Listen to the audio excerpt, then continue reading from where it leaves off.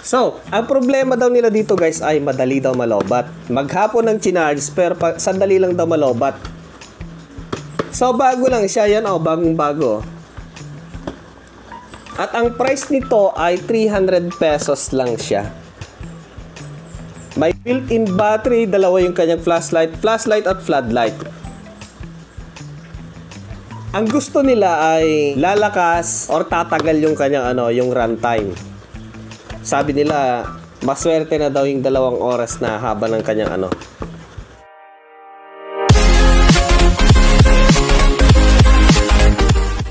Okay. So, tingnan natin kung sapat ba. Sulit ba yung 300 pesos natin na presyo, yung pang sardinas natin sa ganitong klaseng flashlight.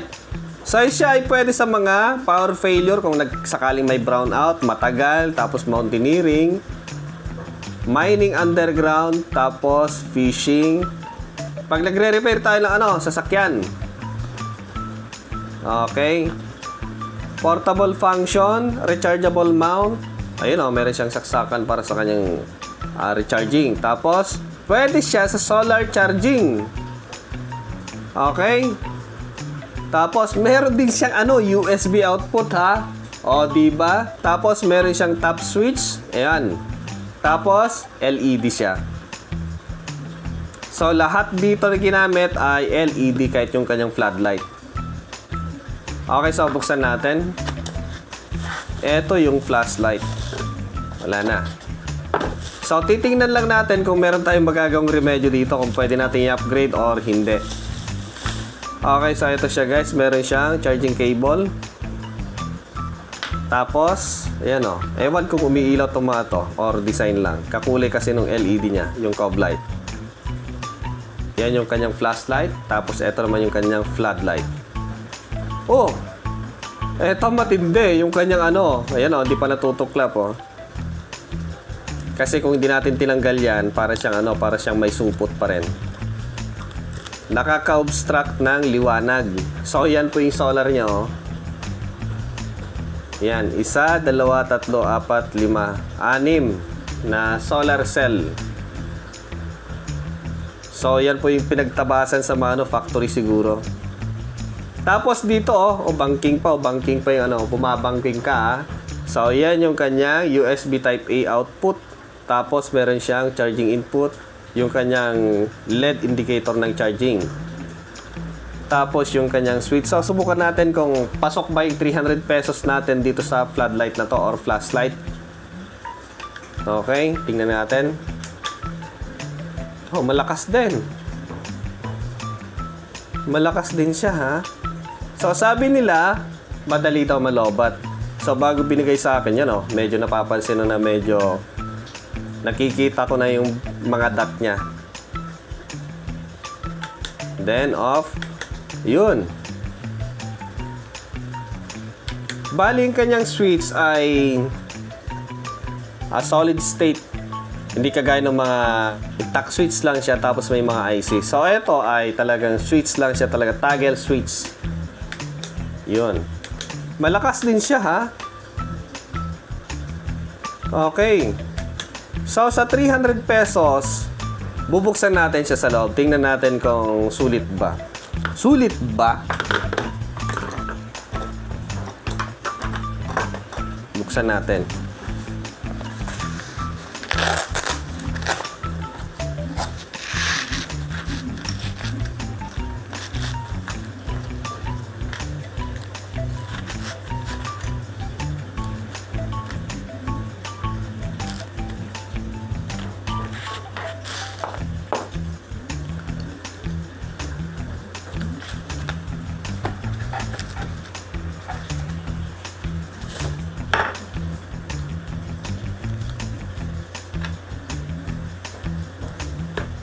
Okay.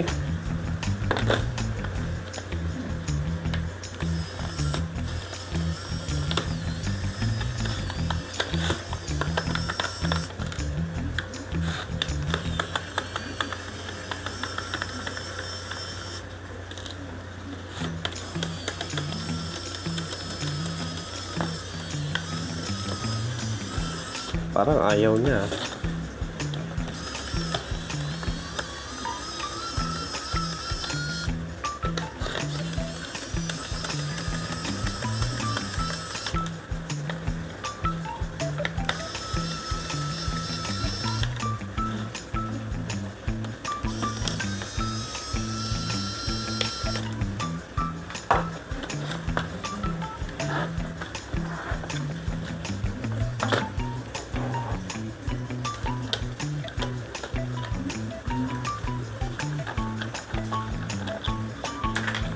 Okay, so buksan natin.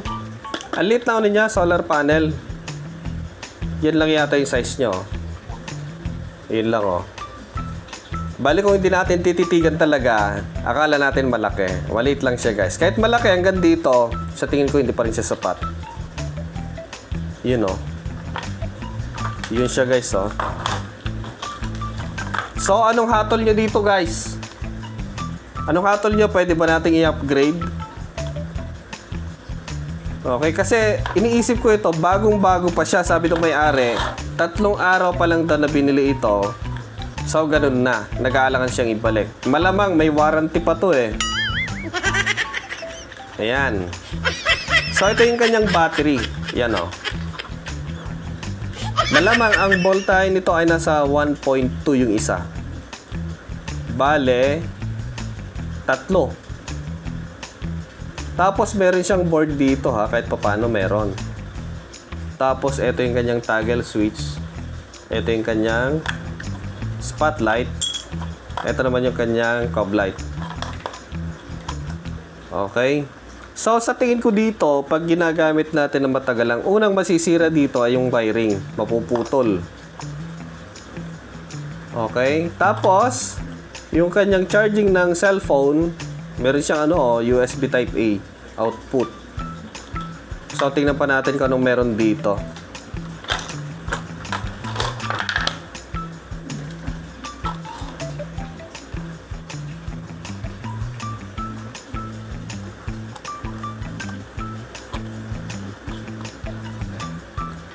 Yan. Tingnan natin kung meron siyang protection, mayroong BMS or wala. Yun. So, wala. So, ang gamit lang nito, may mga resistor na maliliit. Yan guys, so may resistor siyang maliliit. Tapos, nakita nyo ba? Ayun, meron siyang resistor na maliliit. May isang diode para sa kanyang reverse polarity. Then, yung kanyang charging input. Okay.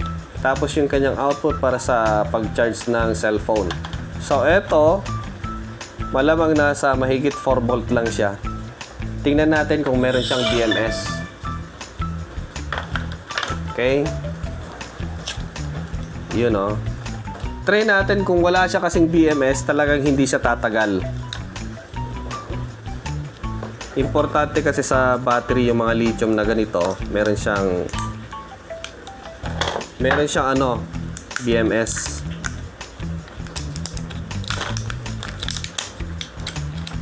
So, wala guys. Wala siyang BMS.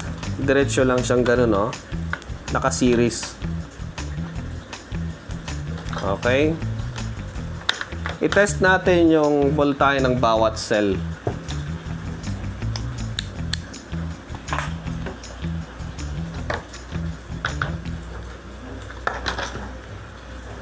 Test natin to. Okay, nasa 1.2 ang isa. 1.2. 1.2.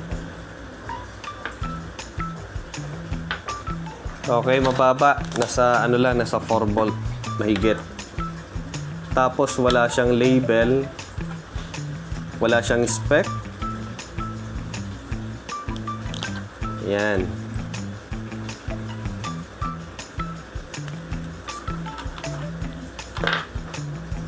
Wala na, sinira na natin. Malamang siguro palitan ko na lang ng ganito yung nagpaayos. Kawawa naman siya. Sinira natin yung flashlight niyang worth of 300 pesos na hindi na may babalik, hindi na magagamit. Sayang din naman kahit na-upgrade natin to, masisira din lang kasi wala siyang BMS. So mag-comment nga kayo guys sa comment section kung may nabibiling BMS nito. Ganitong klaseng 1.2 volt ang isa. Wala. Tingnan natin yung kanyang cob light. Nakadikit lang siya ng masking tape kasi nga luluwag-luwag oh. Okay. So hanggang doon lang talaga pwedeng abutin ng 300 pesos. Yan. Malamang siguro tinawaran pa to. Try natin kung mas malakas siya. Ayun, malakas din. Yan, nasa 4.69 volt DC. Okay, so tingnan natin yung lumalabas dito kung sapat ba or hindi. Kasi kung hindi siya sapat, dapat kahit paano nasa 6 volt ang lumalabas dito. Okay, makulimlim kasi. So ito yung gamitin natin na flashlight. Marami siyang LED. Ito kasi may kartehan yung kanya nakalock ngayon. Kasi hindi natin ginamit ng 15 seconds maglalak. Mas maganda na lang sana code. Yan nakalock. Kailangan pang i-tilt ng ganun tapos pihitin yan bumukas na siya. Okay, ayun ang lakas Okay, i-full natin. Pati yung gitna. Yan. Okay. Pwede pa natin siyang i-full blast. Yun. Haha. Lakas. Okay. Double click. Nasa 3.8. Maximum niya.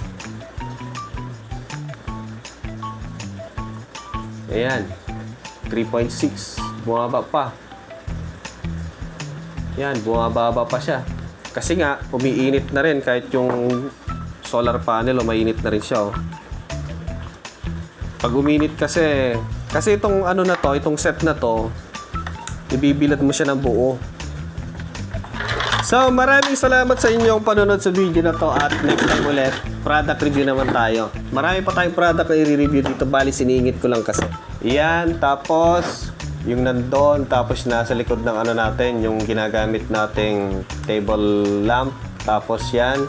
Siya pala guys, yung naghahanap ng magandang klaseng power station. Ito guys, si Thunderbox V2 Metabunny. Thunderbox V2 Metabunny. So ito guys ay 400 watts. Yung kanyang battery ay naka-LiPo4 na siya. 288 watt hour. Tapos meron siyang handle na natatanggal. Mahirap tanggalin kung isa yung kamay natin. Yun. Okay. Yan, balik natin. Yan, tapos naka-pure sine wave na siya.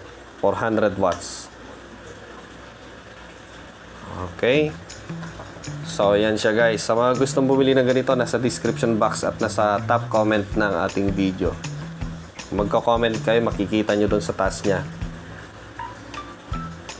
Okay, so ganun na lang guys. Kung papatay natin, double click. Yun Swerte nung makakuha nito. Palit na lang natin sa nasira natin. Wawa naman.